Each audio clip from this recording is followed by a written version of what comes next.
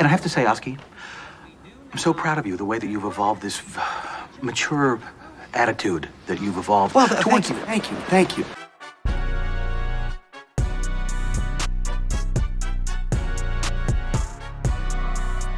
Team Liquid's Oski had a heck of a day today. In Group C, they led the group going 2-1 with big wins over Tundra Esports as well as a clean sweep of Quadrant.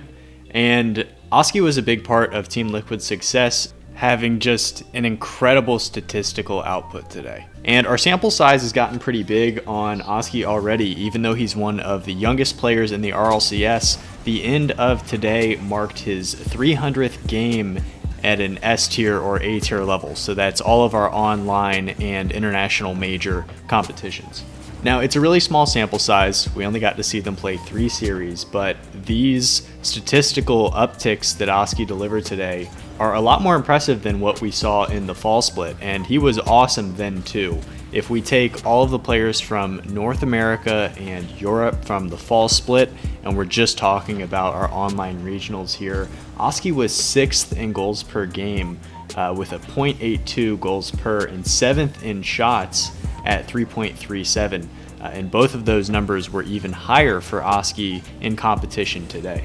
Now, if you haven't had the chance to see a lot of Oski's gameplay, he is somebody who is incredibly fast. He's faster than nearly anyone in the RLCS, especially when getting up to the ball mid-air. His game is just full of pre-jumps, and I gotta say, it's sick when it works. It looks like he is just 400 IQ, completely reading the defense.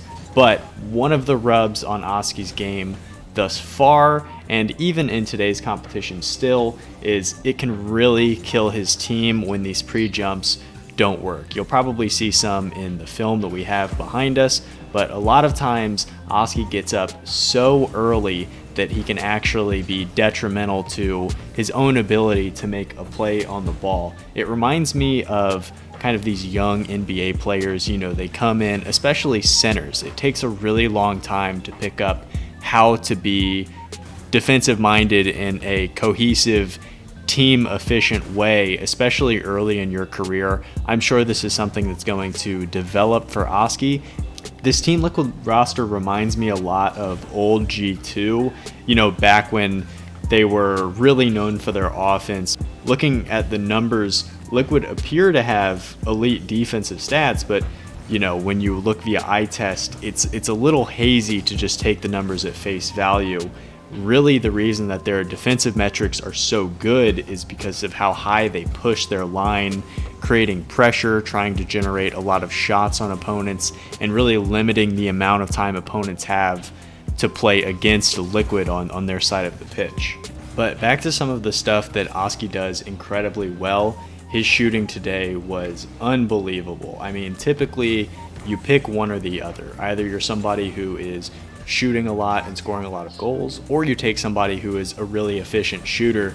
Today, Oski was both. The ability to be number 1 in goals, and he had 17 on the day, and also be number 1 in shooting percentage is something that you very rarely see. I can't recall ever seeing that occur before.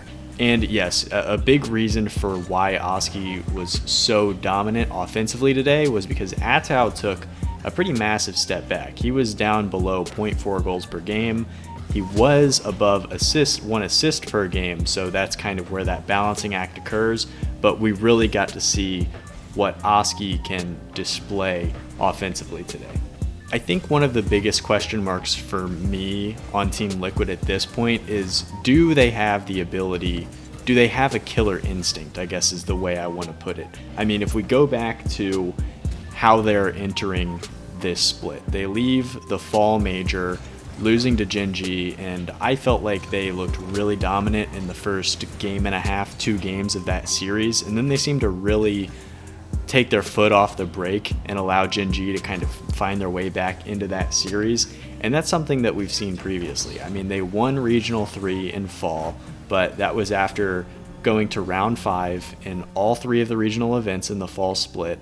And then we see them this time, they lose their opener to Vertigo, and the book is out on Vertigo and how good they're going to be. But it was nice to see them lay a pretty dominant performance on Quadrant and also dispatch Tundra, who are trying to prove themselves to open this split as well. It was nice to see them close out both of those series, because Liquid has time and time again been a team where you're just unsure if they're going to sprint all the way through the finish line, if that makes sense. And you know, Team Liquid really have it laid out in front of them. They have a great opportunity to start off this regional split pretty well. Tomorrow we're going to see them against German Amigos, formerly Evil Geniuses, who just dropped their roster. That's a team that they should probably beat. They don't have the same level of top-end talent. And then they're going to face the winner of G1 and Karmine Corp. Either team they're going to get in the semifinals is going to be a real test.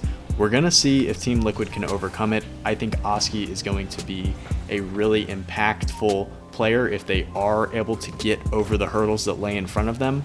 But time will tell. I'm interested to see what we're going to get tomorrow. Guys, what do you think? Do you see Oski as a player who could one day be a foundational cornerstone for a major contending team? Or do you think we're still seeing a lot from Atau and Achronic, and it's difficult to kind of understand Oski's place within the larger scheme of European Rocket League? Very interested to hear what you guys have to say down below. As always, thank you for taking the time. Hope you have a great rest of your day. And until next time, take it easy.